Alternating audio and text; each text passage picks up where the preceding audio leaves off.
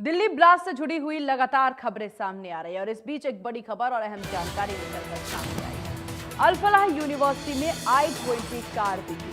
30 अक्टूबर को अल-फलाह यूनिवर्सिटी में ये कार दिखी थी। इंडिया न्यूज हरियाणा के पास इसका एक्सक्लूसिव तस्वीर इसके सामने आए हैं, जहां 30 अक्टूबर को अल-फलाह यूनिवर्सिटी में ये कार दिखी थी। ये जानकारी सामने आ रही है और ये तस्वीर आप भी देखें अपने टीवी स्क्रीन पर। इंडिया न्यूज हरियाणा के टीवी स्क्रीन पर यह एक्सक्लूसिव तस्वीर आप देख पा रहे हैं। दिल्ली ब्लास्ट में इस्तेमाल हुई कार की ये एक्सक्लूसिव तस्वीर सामने आई है और ये तस्वीर आप जहां से देख रहे हैं, ये तस्वीर है अल-फलाह यूनिवर्सिटी की, जहां पर i20 गाड़ी जो है खड़ी नजर आ रही है। ये वही कार है, ये वही गाड़ी है जिससे दिल्ली ब्लास्ट किया गया था। दिल्ली में दहशत फैलाने का काम जो है उमर के द्वारा किया गया था। आरोपी उमर की ये गाड़ी i20। और ज्यादा जानकारी के साथ Faridabad bureau chief Devendra Kaushik phone line पर हमारे साथ बने हुए हैं। देवेंद्र, अल-फलाह यूनिवर्सिटी से काफी कुछ चीजें निकल करके सामने आ रही हैं। इससे पहले भी की जो 2 गाड़ियां हैं वो इस यूनिवर्सिटी में देखी गई और उसके बाद सबसे बड़ी और अहम तस्वीर जो निकल करके सामने आई है वो है i20 कार को लेकर के। बिल्कुल सीमा, जिस तरह से देखिए लगातार कनेक्शन अल-फलाह यूनिवर्सिटी से इस आतंक के जुड़ रहे हैं, तो ऐसे में चूंकि i20 कार भी फरीदाबाद से खरीदी गई थी और फरीदाबाद के रास्ते ही दिल्ली में जाती हुई भी दिखाई दी। कई जगह के सीसीटीवी सामने आए हैं, लेकिन अब एक और सीसीटीवी सामने आया है जिसमें अल-फलाह यूनिवर्सिटी में गाड़ी आती और जाती दिखाई दे रही है। अंदर खड़ी हुई गाड़ी i20 दिखाई दे रही है। तो ये क्योंकि सीधा सीधा अब अल-फलाह यूनिवर्सिटी से ये मामला जुड़ता हुआ दिखाई दे रहा है कि आखिर i20 जो गाड़ी थी वो किस मकसद से वहां लाई गई थी और जो एक्सप्लोसिव उसमें रखा गया था वो क्या अल-फलाह यूनिवर्सिटी के अंदर ही इसके अंदर रखा गया था या जो प्रिपेयर किया गया था ब्लास्ट के लिए अमोनियम नाइट्रेट को, तो क्या अल-फलाह यूनिवर्सिटी के अंदर ही ये तमाम चीजें हो रही थी। तो अब तमाम बड़े सवाल अल-फलाह यूनिवर्सिटी पर भी उठने शुरू हो गए। जी सीमा। बिल्कुल देवेंद्र, हालांकि ये जो तस्वीर निकल करके सामने आई है i20 कार को लेकर के अल-फलाह यूनिवर्सिटी से, और कौन कौन सी अहम तस्वीरें मिली है, क्या इस विषय पर कोई जानकारी? क्योंकि एक के बाद एक बड़ी जानकारियां यहां से मिलती नजर आ रही है।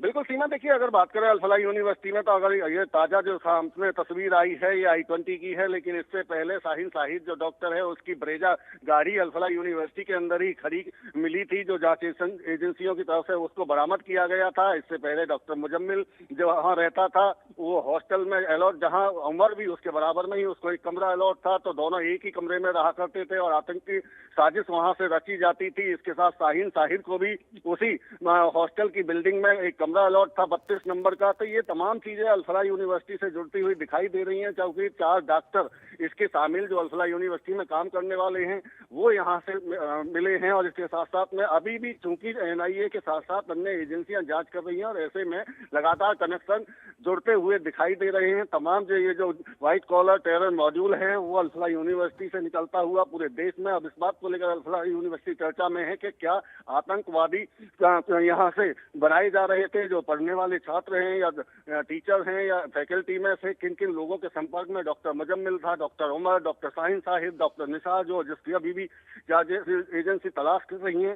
तो ये तमाम कनेक्शन अल-फलाह यूनिवर्सिटी से निकलते हुए दिखाई दे रहे हैं। जी सीमा। चलिए देवेंद्र, आपका बहुत शुक्रिया तमाम जानकारी साझा करने के लिए।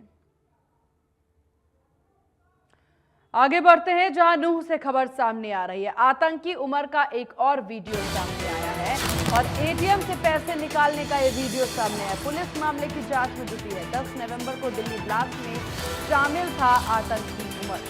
दिल्ली विस्फोट मामले में आरोपी बताए जा रहे डॉक्टर उमर नवी की गतिविधियों को लेकर के लगातार नए खुलासे हो रहे हैं। जानकारी के अनुसार विस्फोट से ठीक पहले उमर नवी जिले के फिरोजपुर झिरखा शहर में स्थित एक HDFC बैंक के ATM में पहुंचा था। उसने कैश निकालने की कोशिश की, लेकिन उस समय ATM मशीन काम नहीं कर रही थी।